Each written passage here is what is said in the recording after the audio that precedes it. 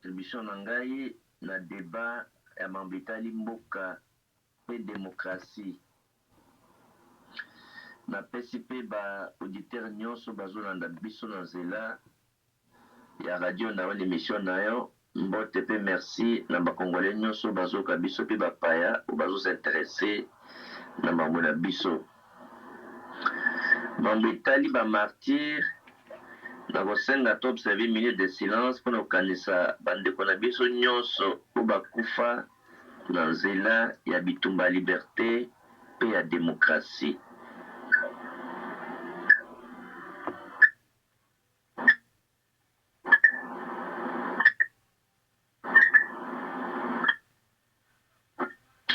Nsima nango oyebi mokolo wana ya le 19 septembre 2016 oyo biso tokomemore yango na parti na biso mobu oyo le 18 septembre 2021 pour le 19 ekoyaki dimanche yango nde tozongisaki yango na samedi. Mambo etali bitumba ya demokrasi ata bino bandeko za na poto na kosenga bola nanga na bokebi bitumba oyo toza nango eza ya kobamona ngai te na mimonisa naleki mayele naleki boye eza bitumba ya kobundela mboka eza bitumba ya kofingana te eza bitumba ya koleka mayele te eza bitumba oyo aleki na valeur ya mbongo te eza bitumba moto aleki na kotanga te eza bitumba ya bolingo ya mboka kokufela mboka kobundela mboka po te lobilobi demokrasi ya malonga ekoka kokota po mboka ekoka kobika tokoma lokola bikolo mosusu. Yango nde le 19 septembre 2016 eloko nini elekaka ntango touta na Genval totie Papa Tshisekedi chef ya opposition toute l'opposition tozongi Kabila alingaki alongwa te asala élection te parce que mandat ya Kabila esukaki le 19 décembre 2016 il fallait esuka. Tantôt il a changé l'électoral, tantôt il a changé la constitution. De temps où tu na Genval na Bruxelles connaît pas na bino. Tout ça les réunions, tout ça les rassemblements et ba opposants nyonso un contre Kabila. Tout le monde qui s'oppose à Kabila tout sangani. Tout ce Papa Tshisekedi chef na biso. Azaki hors quota. Papa Tshisekedi n'a pas représenté l'UDPS. Moutaza pour représenter l'UDPS dans rassemblement comme le total le plus élevé Zaki Chibala. Papa Tshisekedi est hors quota, au-dessus de la mêlée. Net aux Mokano que il faut qu'on passe ça à Zui. Oh, Papa Tshisekedi a fait si mot d'ordre. Il faut qu'on passe ça. Na Mokuse, il faut qu'on passe ça la préavis. Carton jaune. Le coup Lazare locataire n'a pas le présidentiel. De ce qu'on a décembre, 3 mois sur les coquilles, il faut l'ongwa. De Tosenga ka marche. Tosenga marche, marche est autorisé. Tant que marche est autorisé, biso, le coup Langai, Franck Diongo, Nazwaka acte ya makasi kolika, et Wuta Takangaliema, ti triomphal. Pour côté Nangaï, il y a beaucoup de camps militaires. Vous avez les palais de Marbre, Basoda, Bazana, camp militaire. Camp Mabaya, Bazana. Centre de soins militaires, Bazana. Camp Tchachi, Camp Luano, Camp Kokolo. Obimana, Camp Mobile, Obimana, Tiokomana Triomphal. Donc, la population d'Obimi est belée. Première barrière, Bagère. Population va résister, va décrocher. De temps que tu commis côté à Sévigné, où il y a eu Kinshasa, Malam, Mounabandal, affrontement Bandouana, sur les champs, 5 membres n'ont pas fait sur les champs. Comme tout ça qui déterminé, parce que comment yo, n'a eu qu'à temps que finga, est-ce que bon oiseau, le caractère sacré de ces combats, banan, bazoa risque à bitumba. bien que les combattants bakufi sur place, tu continues, tu as une image, tu battu les bébés, tu continues. Le 17 septembre 2016, ngai ndeko na bino na parti na kufela 12 combattants. Oyebi papa na ye, oyebi mama na ye, oyebi bana na ye. Na buta le 17 septembre, na ekoma na 20 septembre, ba bombarder siège na ngai. Bato mosusu bakufi lisusu. Donc, tukufela bato na bitumba oyo. Yango nde lokola toza ba combattant depuis na bimi da prison 2019 tolela bango tokanisa bango 2020 tolela bango tokanisa bango 2021 tolela bango tokanisa bango. Il est vrai que batimi balo bakufelaki bato ezali MLP na UDPS ou bato bakufelaki le 17 septembre. Tous les opposants partis moko tongona balelaka bato bakufa. Yango nde tosengi ntango toleli bango botalaki na bilili population baki ebele bomonaki yango. Donc tosengi ke lokola premier jour bato bakufaki na démocratie na marche ezalaki le 16 février 92. Nango nde mpo na biso tozwi avant Lumumba tolobi tozalaki na période komanda Kipanvite ti Simon Kimbangu. Ozwi kobanda Lumumba ti Isidore Bakanza. Ozwi kobanda Chebeya na chauffeur na ye ti Arma Tungono. Kobanda Roxy Mukenzi, Thérèse Kapangana ti bakombata na biso. Po yebi na kombo ya démocratie, bato mosusu batia bango na ba mai, na ba fleuve, na ba lac, na ba fosse commune, na Esobe, na Zamba. Bakusu baboma yango ya bout portant. Mukolo ndeja mukolo tokanisaka pasi otonyokwama. Na yango tosengi ke mukolo wana 17 septembre 2016 ezala lokola journée fériée payée et chômée oyo kokanisa bato nyonso bakufela mpona démocratie. Lokola le 4 janvier eza fête à libération ya matu ya indépendance biso le 19 septembre ezala fête ya kokanisa bato oyo babundela mpona démocratie. Ke tosengi lisusu apara férié tosengi lisusu que le 17 septembre Kalos batongela bango soit monument sumboka na batonga soit monument soit mémorial moko bakoma bakombo ya bato nyonso oyo toyebi bakufela mpona démocratie mpe bato toyebi te oyo bakufa banyoka mpona démocratie. Lisusu depuis ke baboma bato wana topesa plainte baplainte topesa ti lelo basambisa mutu te bakanga mutu te bakondana mutu moko te. Or mabe ya modele wana ezosenga ta plainte eza déposé te fale ma magistrat baleka na action mpona kokanga mpe kosambisa bato oyo bazaki baresponsable. Donc voilà eloko ya motu ya kokanisa mo etali bato oyo nyonso bakufi mpona démocratie donc biso moko toza bavictime. Voilà un peu na mokuse mpona bomangonga na yo te makambo etali bamartir ya démocratie. Eza bitumba etali kaka MLP te etali bakongolais nyonso parce que bafamille na bango ti lelo fa torécompense bango eloko moko te l'état areconnaître bango te arécompense bango te. Donc tozobunda ke non na bino so libanda kuna bato to bakolanda babunda mpona kosunga bandeko na biso mpe ekolo mpona likambo wana na sukisi wana. Ouais, tosengi yo merci mingi na symbiose oti kosala na banzi bato balandi yo comprendre au moins histoire ndenge osali eza très important baza na mémorandum na bango.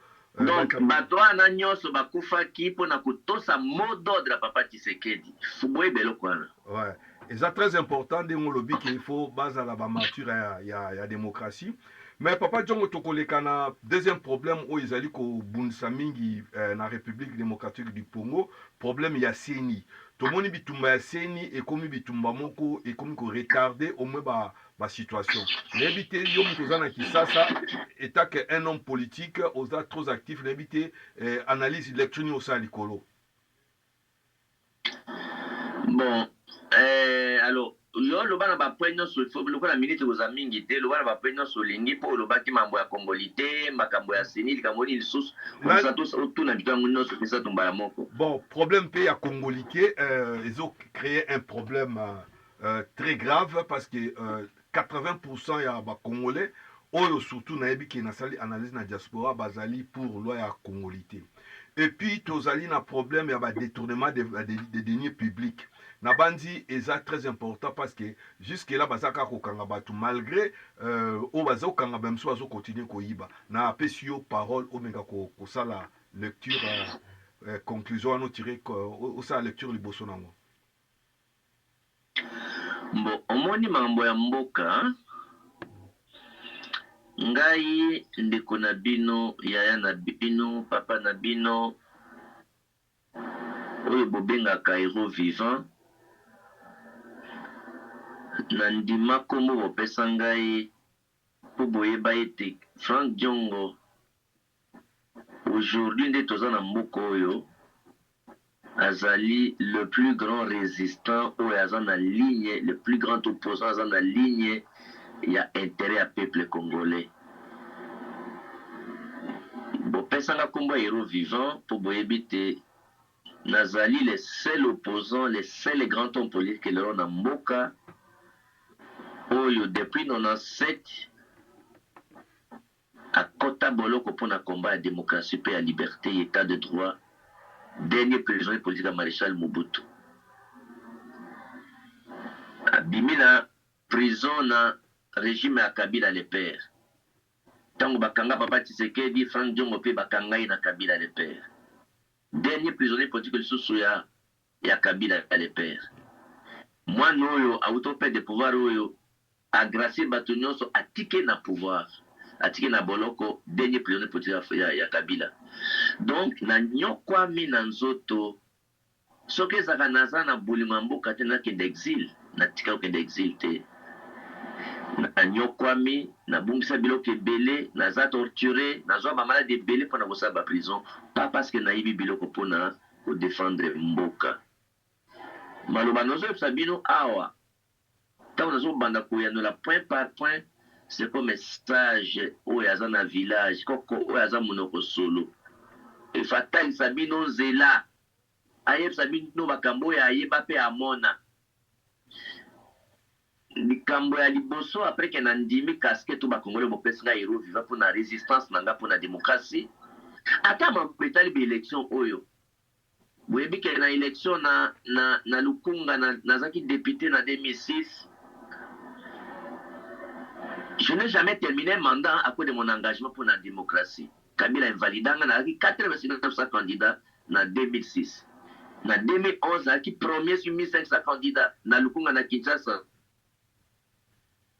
Si ça ta mandaté, donc na si ça mandaté, pour na boliwana za pour na mboka. Nyo sera pour bon dim, bon comprendre nature à moto bozo so na ye. Atata on a mona rabatu so komaka kombo ya Frank Diongo na commenter sur le Frank Diongo avec beaucoup de légèreté ya kufinga ya kuchola na limsa ba mote ba no ba ima ngosarate. Likambo etali maponami. Likambo etali corruption pe détournement. Likambo etali congolité. Likambo etali ndenge bokezo tambola. Bola ndanga na bokebi. Makambo wana bomonaki yango na discours na ngai, bolandaki yango na émission ya boso ya politique, bolandaki yango na ba presse ki na ba journal ko na ba potentiel pe bongo na bongo. Position na ngai na koyebisa bana mboka yango. Ya liboso likambo ya congolité. Naza na devoir ya kotalisa bino nzela. Ya liboso likambo etali congolité. Lisolo ane bandi awa lelo te, Carlos. Ça fait 20 ans. Tango tozaka na Afrique Angela kuna, na Afrique du Sud, na San City pe na Pretoria, etokaki makasi. Tozaki na basage ou baibi mamba mboka. O baibi histoire ya politique ya mboka depuis 60. Ba pionnier de l'indépendance tobenga ibango. Ozali na Papa Tshisekedi, Papa Mukamba, Jonas, il est encore en vie. Papa Kamitatu, Papa Bomboko, Papa Kizenga. Na biso ba jeune o tozaki à côté na bango pour na la classe politique. Na communauté internationale o basungaka Congo poto bima toko toza na crise. Oyebi ke na 60 ans exclure bato ba lumumbiste mboka ekotaki na guerre, trouble mboka déstabilisé te lelo. Syria maréchal babe banyamulinge baza ba congolais te bamemeli so guerre ti bayi komema barwandais ti na kati basage batalisi biso ke exclusion na Congo etroublaka mboka ememaka mboka ekupesaka mboka toza ata kosala trouble etu te na communauté internationale nde tozwi compromis tozwi résolution na Afrique du Sud nani aza congolais d'origine na Congo po kimia ekota bitumba esalema te désordre esalema te. On peut crier nalingi Congo naza congolais naza les autres sont des collabos moza libanda il faut kubunda awa sur le terrain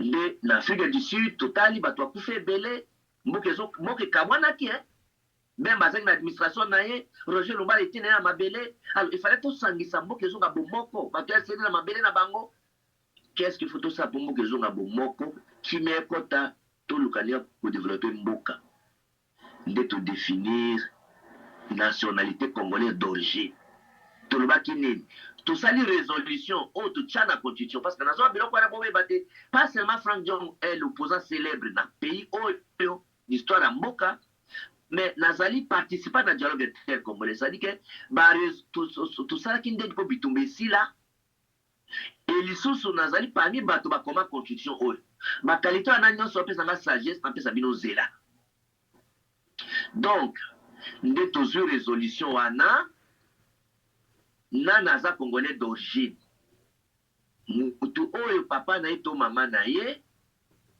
azo appartenir na tribu to ethnie moko ezalaki na Congo avant 60 mutu wana nyonso azali congolais d'origine nde tozwi résolution wana totie yango na constitution nde compromis ezwamaka parce que Carlos bajano bayebi histoire ya mboka te conséquence mboka econnaître bakoloba biloko ekotumba mboka okomona ke bato tu basinyaki accord global inclusif bakosoutenir la congolité wana te ezali bato bayebi mboka te nde bazokanisa ke avec ça tokosunga mboka na kotangela bato bakosoutenir jamais tous les signataires ti lelo moto moko asinya accord global inclusif asoutenir wana te mpo toyebi motambo eza likambo etali nationalité mbebe ekota na mboka yango etali nationalité ya Congo na ndenge topesa définition wana oyo epesa kimia okomona jamais japin bemba na MLC basoutenir loi wana mpo bayebi conséquence nango nde tosinyaki yango okomona jamais UDPS comme UDPS azwi parole publique au nom de l'UDPS parce que papa Tshisekedi asinyaka yango okomona jamais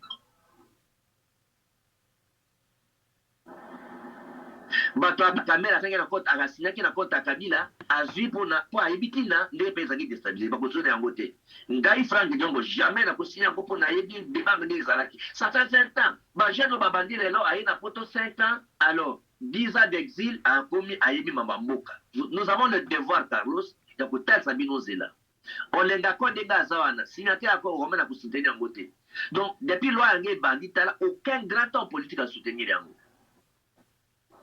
mpo na nini toyebi sika towutaki baconseil bapaka bakoko na biso bapapa na biso oyo bakoma na leta liboso babundela mboka liboso batalisa biso mpe toyokela bango nde tozwa compromis papa Tshisekedi soki alamuki lelo akosoutenir loi wana te papa Kizenga soki alamuki lelo akosoutenir loi wana te papa Kamitatu soki alamuki lelo akosoutenir loi wana te papa Jonas Mukanda aza na vie botuni ye akosoutenir loi wana te mpo ntango tovota lwa wana bato ebele bakona policier bazalaki te donc nango nasengaki na discours na ngai na 19 septembre jour bamatie bakufaki ke il faut kozwa mobeko wana kotia yango pembeni kotia yango na tiroir kobosana yango nakia mpe na ngambo ya bato bazokanisa ke loani eza malamu nakia mpe na ngambo na bango parce que naza démocrate nabuti mpo na liberté de penser na démocratie moto nyonso azokanisa ke mpo na kobatela mboka il faut ke bakonzi bazala bakonzi baza na papa na mama congolais mais tala ndenge mboka eza détruit est-ce qu'on a déjà eu ba Congolais de père et de mère combien ba boyi mboka oyo détournement oyo ezo corruption oyo mboka eza trahi pa na banani combien de Congolais de père et de mère ont eu des charges na mboka oyo alors toke na nzela wana kaka lisusu babi bon soko bandeko bakanisi qu'il faut être Congolais de père et de mère pose la chef d'état-major général aux premier ministre aux président de l'assemblée aux la président de la république mambo tomonaki mabunda na parlement il n'est pas Congolais de père et de mère badétourna tomoni bamuzito comment on appelle ça bamatata baza bakongolais de père et de mère te soki okei otali baabi badésordre esalami donc toye kozonga na droit comparé engeki koloba te na mokili esalami ndenge nini eza question Carlos ya culture politique lien invisible oyo ezosangisa bakongolais mpona baidéologie mpona bavaler na biso nde eza nani esalama te oyebi ke na grande bretagne oza na poto na grande bretagne c'est-à-dire na angleterre oyebi ke baza na constitution te mais bazokamba mboka mpona bacoutume mpe na bavaler na bango na israel baza na constitution te mais bazokamba mboka na bavaler mpe na culture na bango biso toujours na culture politique ya malonga te okei na Amérique pour être président aux États-Unis on a besoin de comment la constitution te il faut être d'origine irlandaise il faut que ça américain donc lien à bino descendance makila ba origine irlandaise fait zanakati tous les présidents américains mais bah comment on a constitution te nazolo ba besoin de libanda pour ça la recherche même Obama sa mère a un lien d'origine irlandaise bah comment la constitution te donc c'est pour te dire que biloko nyonso bakomaka na mibeko te oyo akanisi ke pour diriger le Congo bien il faut Congo le pays de mer mais yo soko lelo Carlos a candidat président zo yango thème de campagne il faut laisser ba Congolais ba trancher yango dans les urnes yo sa comment on appelle ce thème de campagne na yo ngai Carlos candidat président Congolais de père et de mère ba demi Dakar baza likolo liba de konakati ba voter bango te o battre campagne na yo ba Congolais ba voter yo so ba Congolais ba voter yo konomé ba demi Dakar te c'est une question oyo eza liboka ya bato te bako trancher mais ezali l'ensemble la population de bako trancher vote nde il faut trancher eloko wana omonaki na France oza en Belgique na France omoni un noir de Congolais de Brazzaville il est candidat à France président de la otali yango Congrès à Brazzaville na élection ezoya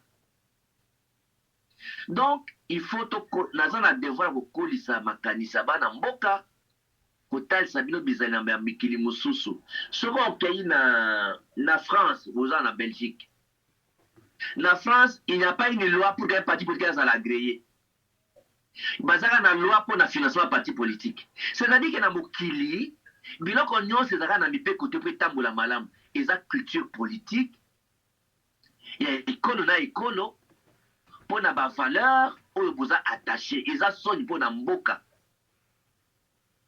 eza baide vraiment oyo eza mawa mpo na ekolo na biso yango ilifo natalisa bino nzela eza mobeko oyo kosala mabe na mokili mabe na mboka ke bonheur na mboka c'est une question oyo bato bakanisiki parce que oza na démocratie oyo bakanisiki eza nécessaire barégler yango na baélection qui est des candidats qui veulent ça comme les thèmes de campagne so la population va voter un Congolais qui a pour thème de campagne Congolais de père et de mère akosala baréforme akonommé premier ministre Congolais de père et de mère akonommé chef d'état-major général Congolais de père et de mère nani asukisa atia kima na Ghana ce n'est pas un Ghanéen dont le père était écossais aujourd'hui na Zambie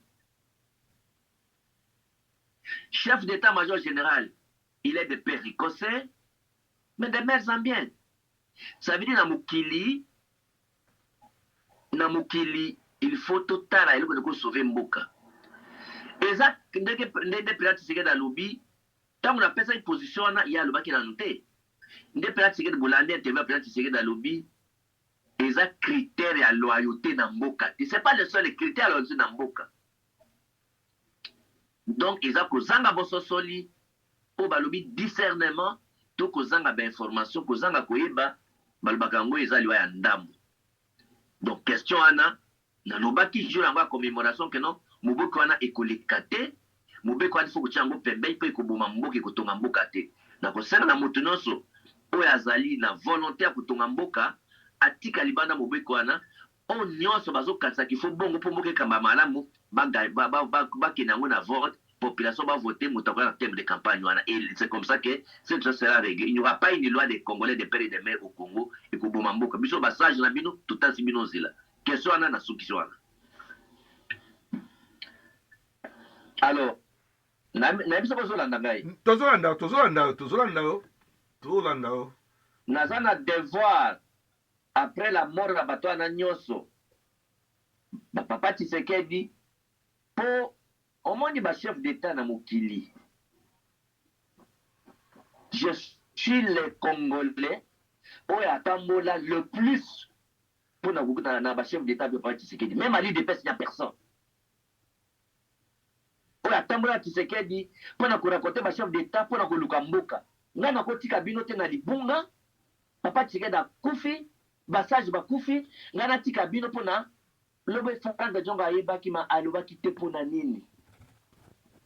Bobi ba près de